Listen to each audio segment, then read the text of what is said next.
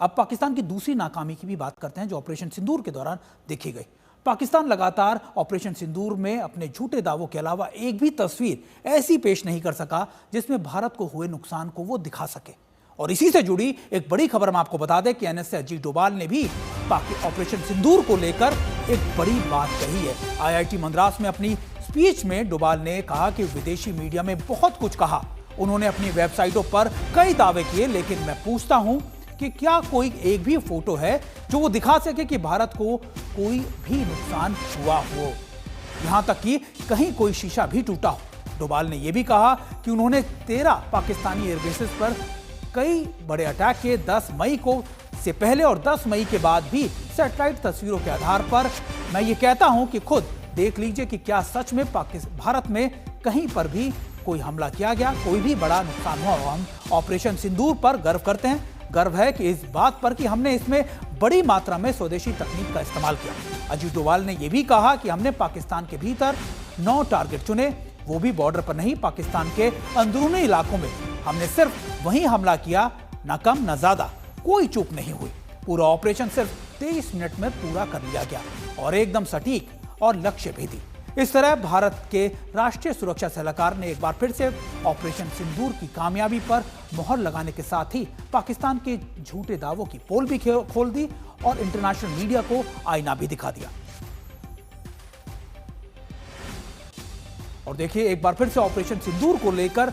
NSA Ajit Doval ने कई बड़ी बातें कही। उन्होंने साफ तौर पर इंटरनेशनल मीडिया को या पाकिस्तानी मीडिया के उन झूठे दावों को आईना दिखाया जिसमें उन्होंने साफ तौर पर कहा कि हमने 9 टारगेट चुने थे, बिल्कुल सटीक हमने वार किया, हमने पाकिस्तान की उन इलाकों में अटैक किया जो बॉर्डर के पास नहीं थे बल्कि डीप इनसाइड पाकिस्तान टेरिटरी थे, यानी पाकिस्तान के अंदरूनी इलाकों पे सीधे तौर पर टारगेट किया गया। हमारे साथ हमारे सहयोगी मंजीत नेगी भी जुड़े। मंजीत, एनएसए डोभाल की ये बातें हालांकि देखिए तस्दीक करती है कि भारत की इंटेलिजेंस, भारत की खासतौर पर आप कह सकते हैं डिफेंस मैकेनिज्म कितने पुख्ता रहे होंगे कि भारत को रद्दी भर नुकसान नहीं हुआ और पाकिस्तान के ज्यादातर स्ट्रेटेजिक एसेट्स को हमने बर्बाद कर दिया। मंजीत,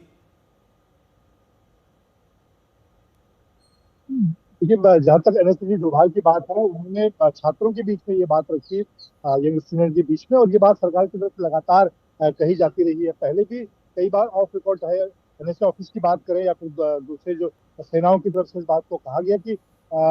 पाकिस्तान के जो ऑपरेशन सिंदूर के बाद जिस तरह के चाहे वो आतंकी ठिकानों, ऑपरेशन सिंदूर के दौरान ऑपरेशन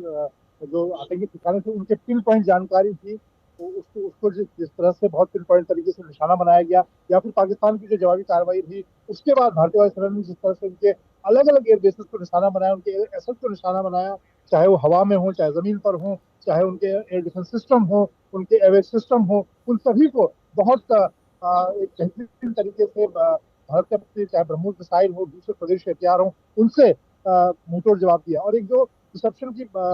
बात रही, चाहे